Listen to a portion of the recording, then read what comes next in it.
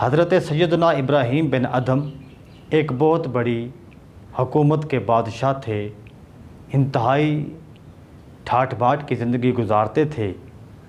جس بستر پہ سوتے تھے اس بستر کے اوپر تقریباً 2.5 من گلاب کے پھولوں کی پتیوں کی سیج تیار کی جاتی تھی اور اس سیج پہ بادشاہ سلامت سویا کرتے تھے۔ ایک مرتبہ ابراہیم بن ادھم اپنے فوج کے ساتھ کسی محاذ پر گئے اور شام کا وقت تھا، تو یہ ڈیوٹی ایک حبشن عورت کی تھی جو کالے رنگ کی تھی۔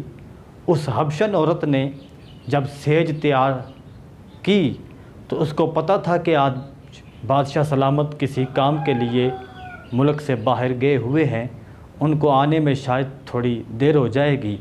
تو جب اس نے سیج تیار کی تو اس کے ذہن میں خیال آیا کیوں نہ آج بادشاہ کے بستر پر سویا جائے اور تھوڑی دیر اس کا مزہ لیا جائے کہ اس سیج پہ سونے کا مزہ کتنا ہے۔ اب وہ حبشن عورت اس بستر پر لیٹ گئی۔ جیسے ہی لیٹی، نرم و گداز بستر کے اوپر بہت جلد اس کو نیند آ گئی۔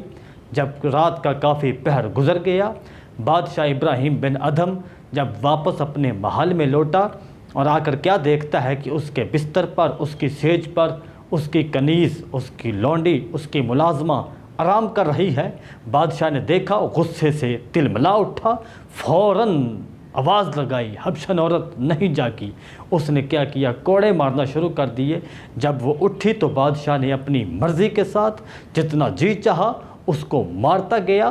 اب حبشن عورت مار بھی کھاتی ہے اور مسکراتی بھی ہے۔ بادشاہ ابراہیم بن ادھم مزید مارتا ہے اور مارتا ہے، پھر مارتا ہے اور پوچھتا ہے بھئی تم روتی کیوں نہیں، ہنستی کیوں ہو؟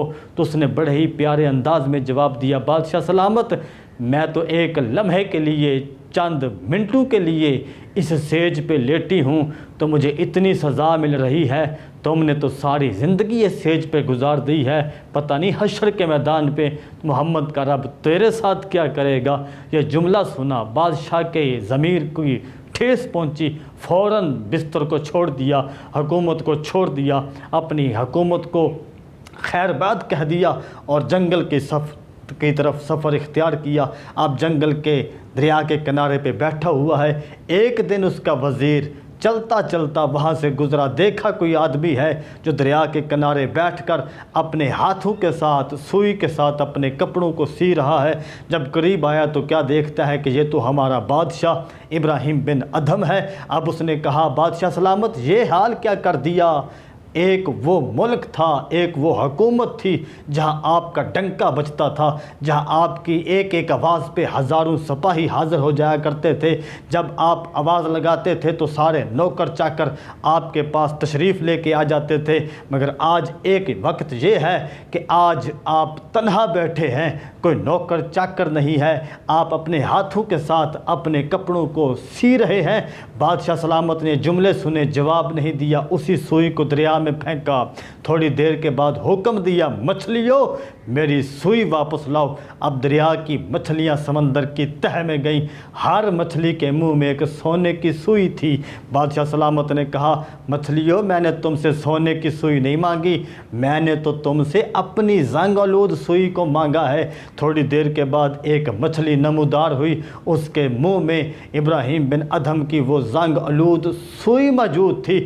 آپ نے پکڑ کر فرمایا، وزیر کو مخاطب کر کے فرمایا، او وزیر، وہاں پہ میری حکومت تھی، میرا ڈنکا بجتا تھا، جب میں تخت پر بیٹھتا تھا ہزاروں نوکر چاکر میرے حکم کو مانتے تھے، میرے سامنے میری تعریفیں کرتے تھے، مگر مجھ سے جب اوجھل ہوتے تھے، علیحدہ ہوتے تھے تو وہ میری برائیاں کرتے تھے، وہ میرے خلاف باتیں کرتے تھے، مجھ میں نقائص تلاش کرتے تھے، مجھ میں عیوب تلاش کرتے تھے، میرے سامنے آ کے میرے بنتے تھے، میرے سے جدا ہو کر میرے خلاف ہو جایا کرتے تھے، مگر آج دیکھ یہ مچھلی انسان نہیں ہے، مگر میرے حکم کے اوپر اس طرح لبیک کہہ رہی ہیں کہ میں نے دریا کے اندر اپنی سوئی کو پھینکا ہے تو مچھلیاں اپنے منہ میں سوئیاں لے کر آ گئی ہیں۔